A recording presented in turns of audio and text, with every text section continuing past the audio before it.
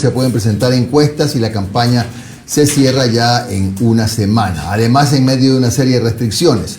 Y yo no sé si sea una restricción de la campaña, pero sí ha sido algo muy feo en esta campaña, la guerra sucia que se ha desatado. La primera impresión suya, Andrés, de esta campaña sucia que ha teñido pues de un manto de oscuridad a las redes. Bueno, muy buenas. En las redes, también en las calles. Sí, sí, exactamente. Buenos días, Jimmy, a todo el Ecuador. En efecto, yo quisiera comenzar rechazando esta campaña sucia del cual he sido víctima, esa terrible bajeza que ha tenido Lasso y sus partidarios de utilizar a las personas en condición de calle, a las personas vulnerables, aplicando xenofobia, burlándose de la debilidad de las personas para utilizarlos con fines políticos. Creo que ya eso llegó a ser el colmo de la campaña sucia. Yo creo que el pueblo ecuatoriano ha rechazado eso y más bien nosotros queremos enfocarnos en plantear propuestas, ideas, plantear soluciones para el pueblo ecuatoriano como las que vamos a aplicar nosotros a partir del mismo 11 de abril. Apenas ganemos, tengamos ese esquema de transición y a empezar a poner orden en el Ecuador porque no hay presidente, no hay gobierno y necesitamos llenar ese vacío. Y en uno de los temas en los que hay que poner orden sin duda es en el de las vacunas, ¿no? Habrá escuchado usted, Andrés, todo lo que ha ocurrido, todo el caos, todo el desorden. El propio ministro ha revelado que no hay plan, que no hay lista, que no hay nada realmente. Es un desastre. Además han llegado todavía ha llegado 1 millón de vacunas menos de las que debían haber estado en el país ya a estas alturas. En este tema, el plan de vacunación, ¿qué le dice el señor Arauz a sus electores? Mira, nosotros tenemos listo nuestro cronograma y plan de vacunación desde hace meses ya. Tenemos un equipo de expertos, de científicos, de expertos en salud pública listos para poder desplegar el plan. Nosotros vacunaremos a 2,5 millones de personas por mes. Tenemos el cronograma a nivel de cada centro de salud del país, a nivel de la cuantificación de cuántos minutos va a demorarse la inoculación y el registro administrativo. Y tenemos desplegado, listo eso ya para poder realizarlo apenas ganemos las elecciones. Nosotros hemos pedido al gobierno que incorpore ya a las candidaturas a un proceso de veeduría y acompañamiento del proceso de vacunación para poder estar enterados de lo que está ocurriendo y poder hacer la mejor transición posible en busca de la mejora de la calidad del servicio y en búsqueda de la garantía de la vacunación universal y gratuita de todos los ecuatorianos. Nosotros vamos a actuar con responsabilidad, pero con firmeza. Nosotros necesitamos que la vacuna esté disponible para todo el pueblo ecuatoriano y no para unos pocos privilegiados amigos del señor Lasso. Ya estamos hartos que nos pongan el lazo al cuello y estamos hartos que nos pongan el lazo al cuello y terminen sacrificando al pueblo ecuatoriano solo por privilegiar a unos pocos. Ahora, ustedes también han hecho una estimación de cuántas personas podrían ser vacunadas. El señor Lasso dice que 9 millones de personas en 3 meses. Ustedes tienen en sus planes algo parecido, supongo. Sí, nosotros hemos dicho 2,5 millones de personas por mes porque estamos haciendo los cálculos a nivel de cada centro de salud. No es por lanzar una cifra. Nosotros tenemos esto diagnosticado a nivel de cada uno de los centros de salud del país, considerando la cadena de distribución logística, cuántas vacunas alcanzan en las refrigeradoras, etcétera, etcétera. Porque nosotros sí somos responsables, tenemos experiencia y capacidad en el manejo del servicio público, contamos con un equipo lleno de profesionales de la salud pública con amplia experiencia en el manejo de este tipo de operaciones y no, como lamentablemente nos ha demostrado el exministro Ceballos, recomendado por Borrero, cuando él mismo rechazó ser ministro de Salud de Moreno y miren a lo que nos ha llevado. Aquí se demuestra nuevamente que Lenín Moreno, Guillermo Lasso y Borrero son exactamente lo mismo. Ahora, en el plan que ustedes presentaron hace un par de días, Alivio Ahora, no sé en qué se parece o en qué se diferencia al del señor Lasso, que también ha propuesto alivio en deudas, no en estos términos, pero ¿en qué consiste? Mira, el señor Lasso lo que propone no es verdad, porque ya hubiera actuado desde su banco. El Banco Guayaquil fue el principal banco que cobró más intereses en medio de la pandemia. Es el banco que más comisiones cobró en medio de la pandemia. Eso está demostrado con datos y lo hemos presentado junto con Carlos Rabascal en varias ocasiones. Nosotros proponemos una reestructuración obligatoria de las deudas para que le genere un alivio a la familia, para que la cuota en vez de 160 baje a 120, a 110 dólares, para que haya una facilidad en términos de poder pagar cuando esté en mora. Nosotros vamos a eliminar todos esos cobros ridículos, como que cuando te llaman a cobrar, Te cobran por la llamada casi $10. Eso tenemos que eliminar y lo vamos a hacer. Por eso ellos tienen miedo de nuestra propuesta. Los grandes banqueros tienen temor a que entremos nosotros, porque nosotros sí vamos a poner orden en el sistema financiero. Y por eso quieren privatizar el Banco Central antes de que se vaya Moreno, para poder seguir gobernando a pesar de que pierdan las elecciones. Imagínense, Jimmy, que lo que dicen ellos es que quieren que las miembros de la Junta Monetaria y la Junta Financiera sean nombradas por Lenín Moreno y duren 5 años en el cargo. Ecuatorianos, ¿nos queremos aguantar 5 años más de estos funcionarios nombrados por Moreno? No. Por eso esa ley de privatización del Banco Central no puede y no debe pasar, porque además es abiertamente inconstitucional. Este plan alivio ahora incluye también al sector rural, a los agricultores. Por supuesto, nosotros vamos a reestructurar las deudas a todo nivel, tanto del sistema financiero privado y también del sistema financiero público, incluyendo los hipotecarios. En el ámbito rural, incluso tenemos que ir a condonación parcial, porque la pandemia no es culpa del agricultor, pues. Aquí no es culpa de un comerciante, no es culpa de un productor. Es un evento de fuerza mayor y el Estado tiene que actuar con conciencia social y solidaridad con sus propios ciudadanos. Y no solo en el ámbito agrícola y rural.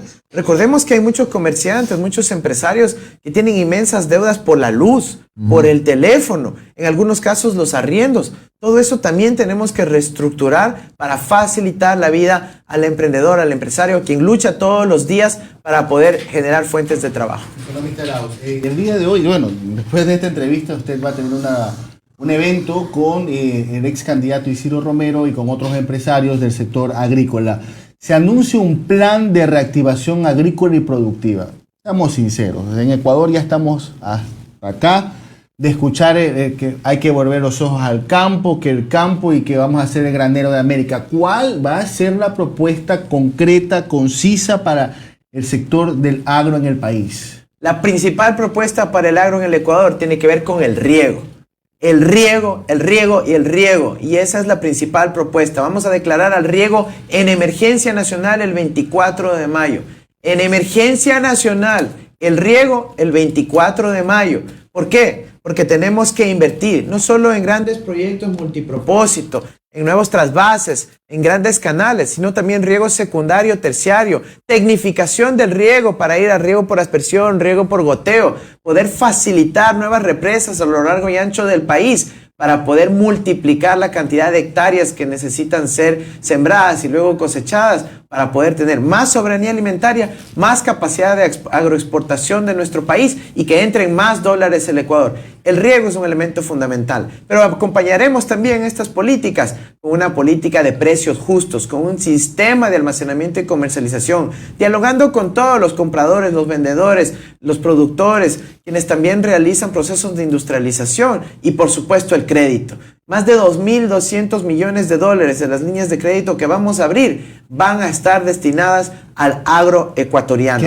Nosotros sí sabemos cómo hacer eso. ¿Qué hacer con los intermediarios? Que ese es uno de los grandes problemas que tiene el sector agrícola. Justamente ese es el tema, Omar. Tenemos que ir al sistema de almacenamiento y comercialización. ¿Cómo? Recuperar figuras como la que existían, que no eran perfectas, como la UNA, pero que por lo menos funcionaba en algo. Le daba la oportunidad al productor, ¿no es cierto?, riocense, guayacense, de poder ir a vender a un precio justo, a un precio mínimo de sustentación, y eso iba regulando las condiciones del mercado. Tenemos que establecer políticas de acortar esas cadenas de intermediación para que las grandes cadenas de comercialización dé espacio en la percha a la producción agroindustrial de la economía popular y solidaria, a reducir esos márgenes de intermediación. Pero lo más importante, para que se respeten los precios justos, precios de sustentación para los productores ecuatorianos, es que vuelva a haber gobierno, que vuelva a haber un gobierno que no esté defendiendo a los privilegiados, a unos pocos, sino que defienda a los ciudadanos, a los productores.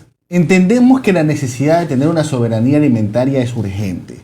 Y creo que el agro nos sostuvo en media pandemia. O sea, ellos deberían realmente ser los grandes héroes junto con los doctores y las personas de primera línea, la gente del campo que nos siguió dando alimento durante los momentos más críticos de la pandemia. Pero la intención es que más allá de garantizar la soberanía alimentaria, también hay productores, no los grandes, sino los medianos, que les gustaría exportar sus productos a otros mercados. Y eso se facilita a través de acuerdos comerciales. Pero a su vez, los acuerdos comerciales pueden ser muy sensibles para las zonas agrícolas, ganaderas del país. ¿Cuál va a ser la política de acuerdos comerciales en el caso de llegar al gobierno? La política será política comercial inteligente. Eso es lo que queremos hacer nosotros. Ni bobo aperturismo, ni bobo proteccionismo. Nosotros vamos a cuidar las fuentes de trabajo de nuestros productores, las provincias que se dedican a alimentar al Ecuador, por supuesto que sí. Y también abrir nuevos mercados para la exportación, en donde nosotros tenemos muchas posibilidades. Ahora, no todo se trata de bajar aranceles. Aquí nosotros tenemos mucha mayor proyección. Tenemos que lograr economías de escala para facilitar los procesos de exportación, para no pasar haciendo tantos trámites aduaneros, sino que darle agilidad al proceso de exportación y por el otro lado de internación cuando llega a los países de destino. Y una política, Omar, que es fundamental, que poco se ha hablado en el país, es la certificación de la calidad. Nuestro gobierno va a desplegar un gran programa de apoyo a los exportadores ecuatorianos para que puedan estar certificados en las normas de comercio justo, de producción orgánica, de las normas europeas para poder entrar a ese mercado, las normas estadounidenses y canadienses, las normas asiáticas para que cumpliendo todos los requisitos podamos abrir mercados internacionales. Eso muchas veces es más importante que el propio arancel. Si no, preguntemos al sector camaronero, que tiene un arancel relativamente bajo en muchos países, pero les ponen normas sanitarias, normas de calidad y no les permiten ingresar su producción. Economista, mis dos últimas interrogantes antes de dar el paso a Londra. A ver, volviendo al tema del convulso ambiente de campaña, está el tema de su servicio en el Banco Central del Ecuador. Usted ya ha explicado que es un servidor de carrera que está desde la década, desde el principio de 2000, que cumplió otros roles. La pregunta es, ¿por qué no renunció en su momento al Banco Central si estaba en contra de las políticas de Lenín Moreno? A ver, seamos absolutamente claros, Omar. Aquí se me quiere criticar por haber ganado un concurso cuando tenía 21 años. Así como quizás algunos ni siquiera entienden que teniendo 36 años voy a ser presidente de la República del Ecuador. Es parte de la misma historia de vida. Una vida con méritos, con empeño y con sacrificio, dedicada al servicio público de mi país. Eso es lo que queremos. Y por eso, cuando llegó el 2017, yo no quise continuar en cargos políticos, de libre remoción, en cargos que designan las autoridades políticas. No, yo tenía mi puesto de carrera, al cual me reincorporé luego del 24 de mayo. Solicité unos días de vacaciones, pero luego solicité la licencia para poder ir a estudiar, alejarme de las perspectivas políticas, sino dedicarme a lo mío, a seguirme formando para luego poder seguir sirviendo a mi país. Mi intención era efectivamente estudiar y volver a devengar. El convenio de devengación que yo firmé dice que tengo que trabajar 3 veces más del tiempo que me dedique a los estudios. Yo iba a dedicarme a eso. Tristemente fui despedido el año pasado. Despedido. Y es más, fui despedido poco después de una de las entrevistas que di en este espacio cuando critiqué la fuga de capitales. Culpa de nosotros, No, fue culpa de quienes tomaron esa decisión, pero fue claramente por persecución. ¿Acaso que hayamos visto más despidos del Banco Central el año pasado a personas de carrera? Ninguna. Yo fui el único caso. Eso fue con dedicatoria y fue porque yo critiqué en abril del año pasado la fuga de capitales de los banqueros. Y eso podemos revisar acá en los registros de Un Café con JJ. Economista, con el propósito de aclarar ciertos tabúes y ciertos mitos que se han levantado alrededor del dólar y usando lo mismo que dice usted, este es un billete de $1, ¿verdad? Oye, esta es la moneda. La gente pregunta, inclusive gente humilde, porque contra lo que muchas personas crean, mucha gente humilde también quiere que esta siga siendo su moneda. La pregunta es, ¿esta, si usted es presidente, va a seguir siendo la moneda del Ecuador? Por supuesto, nosotros no vamos a cambiar la moneda. El dólar sigue y seguirá, será fortalecido. Pero lo que queremos no es que los dólares estén ahí en una bóveda guardados, pues. Nosotros no queremos que los dólares estén en una bóveda guardados. Queremos que los dólares estén circulando, generando negocio, moviendo la economía, contratando a gente, porque todo el mundo sabe que los dólares tienen que circular. De eso se trata, de proteger la dolarización, pero con trabajo para la gente, y eso sí sabemos cómo hacerlo. Economista, ayer, antes de avanzar, ayer circuló en redes de WhatsApp que su esposa también es funcionaria pública y que está con permiso y con licencia. No, ¿así? mi esposa no es funcionaria pública, eso es absolutamente falso. Y ella obviamente no es parte de esta campaña, ella es una mujer profesional que tiene su propia carrera y tiene obviamente sus responsabilidades, y yo quisiera que no la metan en esta campaña. Ella es una mujer que además está en estado gestante, no está en las óptimas condiciones además por los estragos de su embarazo, y yo pido respeto a la familia en esta situación. Ya basta de el colmo de la guerra sucia. Ahora sí, chicos, voy a preguntar cómo está, un gusto. Hola, mi nombre es Alondra, por si acaso. Habló Omar sobre el tema del agro y usted ha sido enfático en esta situación, pero hablemos también de un tema que preocupa mucho a los pescadores artesanales. Está el tema de las 8 millas, el tema de la cadena de intermediarios. Tienen muchos problemas incluso en temas de educación y cultura, porque a estas comunidades un poco lejanas no llega la educación, la cultura. Están pidiendo que tal vez se cree un Ministerio de Pesca y Acuacultura. ¿Qué va a pasar alrededor del tema de la pesca, economista? La pesca es absolutamente fundamental para nosotros. Si sumamos pesca y acuacultura, estamos ya superando al banano como principal producto de exportación de nuestro país. Vamos a crear el Ministerio de Acuacultura y Pesca.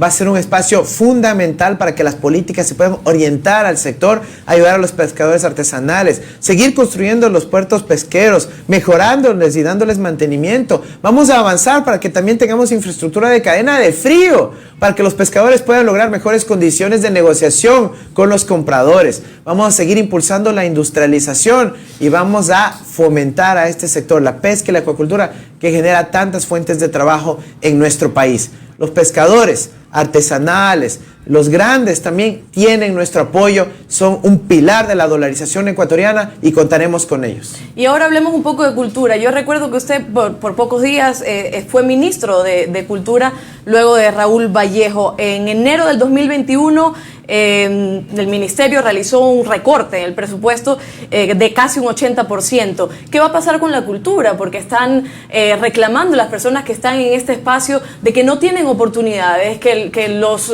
intereses son mucho más fuertes, que se piden muchos requerimientos incluso para estos temas, y es necesario que este sector también se tome en cuenta. Sí, lo necesito. La gente del arte está prácticamente en la calle. Está en la calle, Sí, claro. es una situación de extrema vulnerabilidad. Mi solidaridad con todos los artistas, los gestores culturales del Ecuador. Lo que ha habido es realmente una destrucción del sistema que se estaba construyendo a partir de la ley del 2016, y nosotros vamos a ser contundentes. Vamos a recuperar el Instituto de Fomento de las Artes, Innovación y Creatividad. Vamos a recuperar los fondos para el Instituto de Creación Audiovisual, de Cine y Creación Audiovisual, que es muy importante en una situación de pandemia en donde la gente está recluida y básicamente solo tiene acceso a las pantallas. Pero también vamos a fomentar la inversión en videojuegos, en donde se incorporan audiovisuales, músicos, programadores, el talento humano del arte y de la ciencia se junta, y vamos a seguir impulsando a la cultura como un derecho. Porque también los trabajadores de la cultura son eso, trabajadores, y merecen tener atención en términos de la seguridad social, un esquema propio, mixto, digno, que pueda garantizar esas condiciones. Y finalmente, con relación a la cultura, nosotros vamos a recuperar esa política pública donde se invierten recursos y donde se regula también nuevamente a los medios de comunicación para que vuelva el artículo 98 de la Ley de Comunicación y podamos tener creación de piezas comunicacionales, de publicidad, etcétera, hechas en el Ecuador. Eso va a generar trabajo para todo el sector. Sin cultura no hay revolución. Economista, otro tema también, porque lo vi en el debate y habló de algo que aquí mismo lo analizamos, que ningún otro candidato había informado: música, arte, informática e inglés. Estos son los lenguajes de la educación, que no se ha tocado realmente. Me interesó mucho la parte de la música y el arte. Quiero que me enfatice un poco sobre este tema, porque el debate se dio entre tanto ataque que no pude escuchar bien ese tema. Y por otro lado, la educación también debería ser educación sexual, porque esto es muy importante para erradicar la violencia, para hablar temas de educación sexual, de violencia de género, despenalización del aborto. ¿También puede haber una educación sexual? Hablemos de educación. Tenemos que partir desde los más pequeños. Con educación a nivel de primera infancia. Tenemos una deuda enorme. Hay que incorporar 20,000 parvularias a nuestro país. Construir más centros infantiles para dar una mano a las madres de familia que tienen que trabajar, que puedan dejar a sus niños y además con alimentación, con cuidados adecuados y de máxima calidad. Tenemos que invertir en nuestros docentes. Tenemos que recuperar la remuneración de los profesores, de los maestros de nuestra patria. Tenemos que devolverles la dignidad y darles estabilidad, revisar el escalafón docente, reincorporar a muchos que han sido despedidos.